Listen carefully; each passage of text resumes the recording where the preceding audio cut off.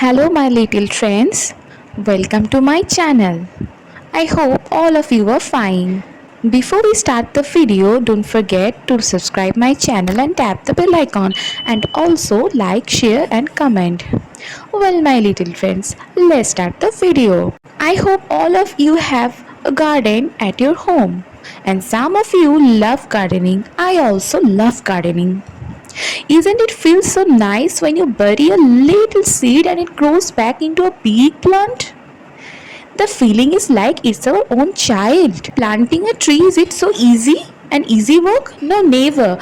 Because before you plant a tree, you must take care of them. You have to nourish them. You have to water it daily.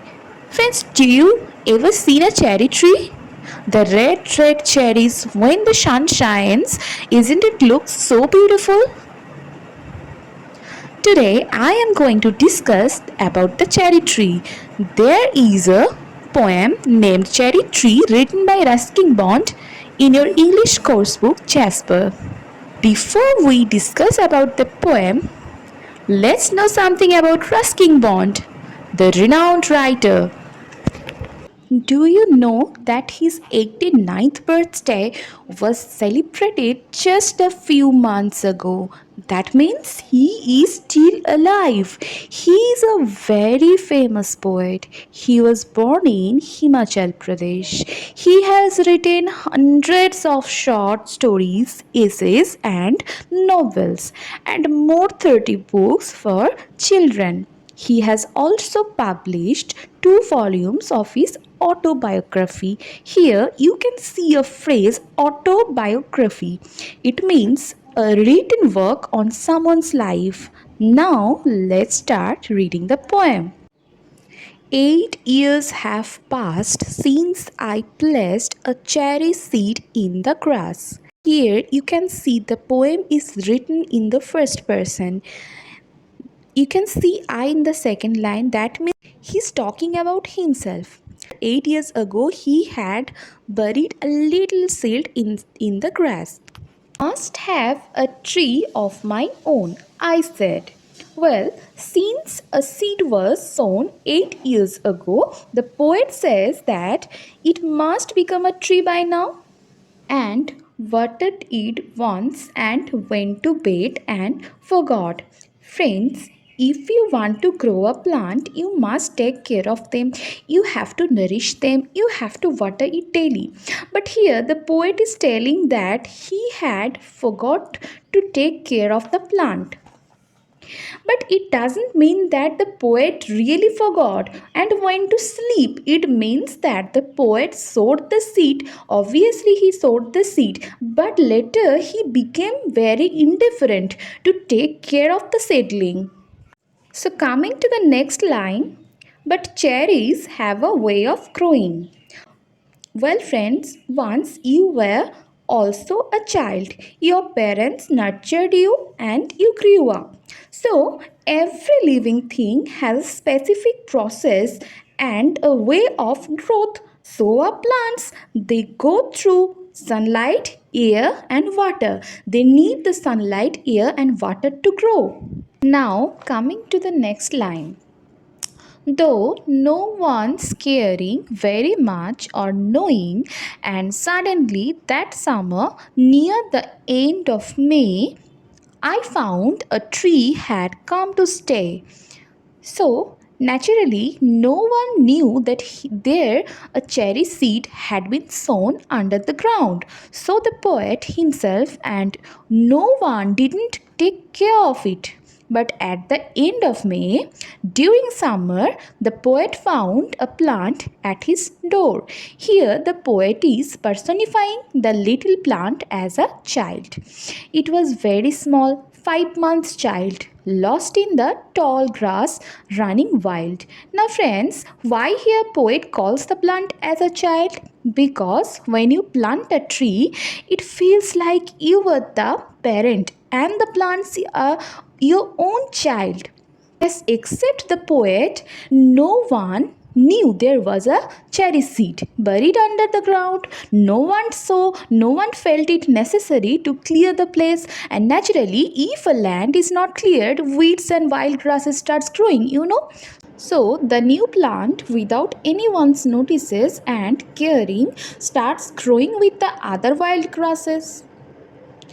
Goats ate the leaves, the grass cutter seed, split it apart, and a monsoon blight.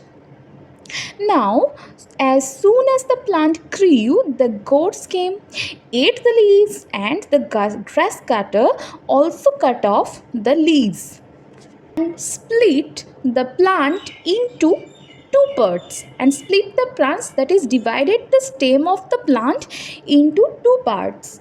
Here seed means cut off. Now, little friends, here's a new word. You can see blight.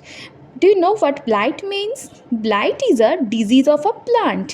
Here, the poet is just describing about the struggle of a newly growing plant. Shriveled the slender stem.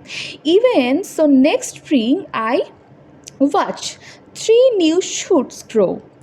Little friends, do you know what does blight do to a plant?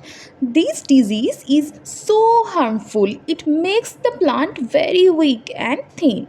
So, because of blight, the stem of the cherry plant became also thin, shriveled, and the very weak. So, you can see the plant is enduring so much natural adversity. Despite such natural odds, the plant grew, and next spring the poet saw three more saplings growing from the plant. The young tree struggled upward, thirst its arms in a fresh, fierce lust for light and air and sun. Friends, you can already see that the little plant is struggling with so much natural adversity.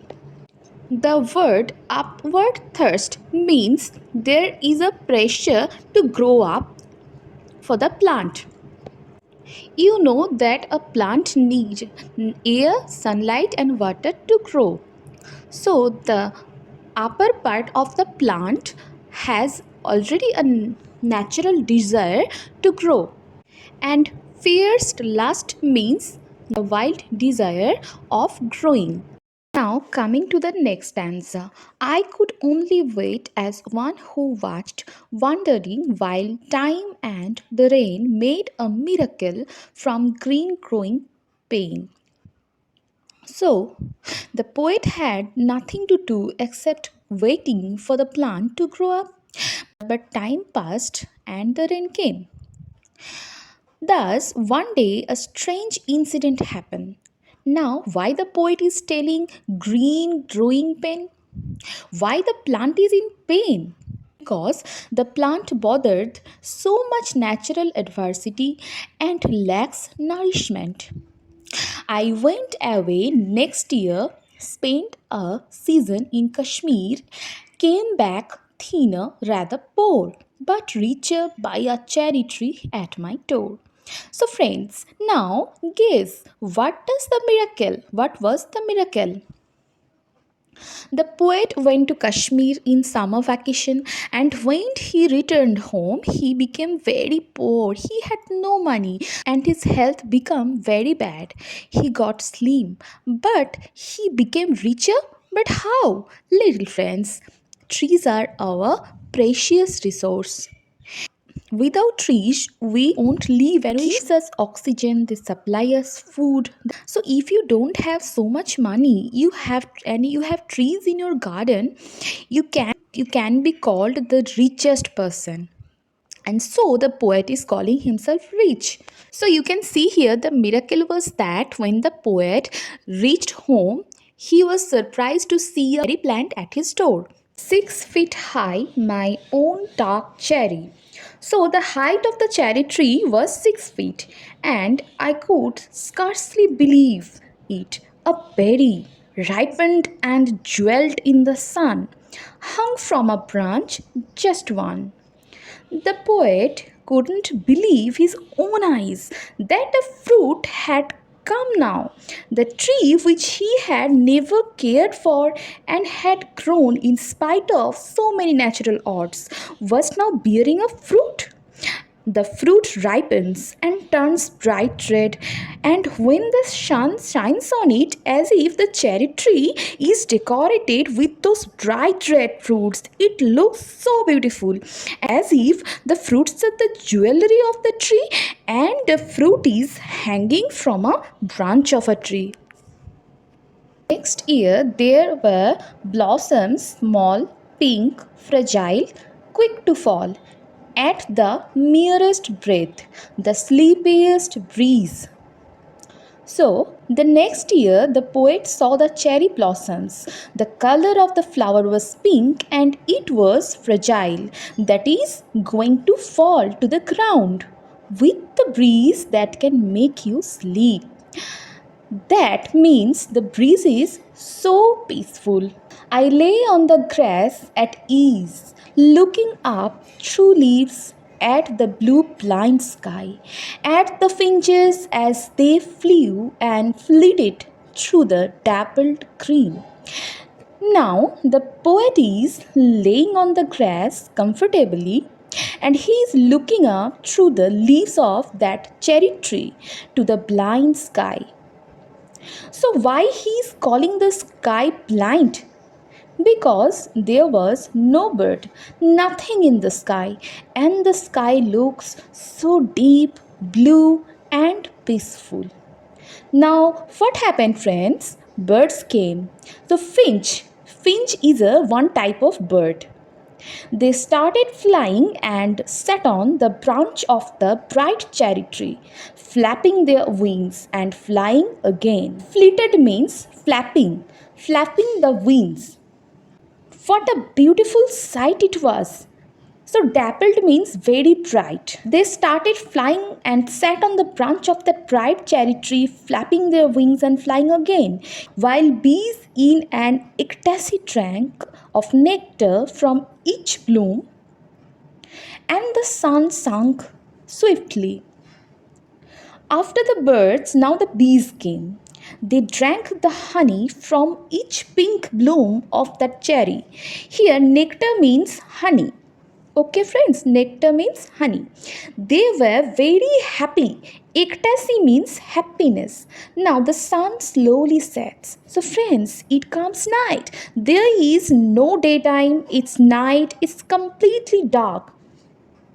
And moon moths and singing. Cricket and I, yes, I praised night and stars and tree that small the cherry grown by me.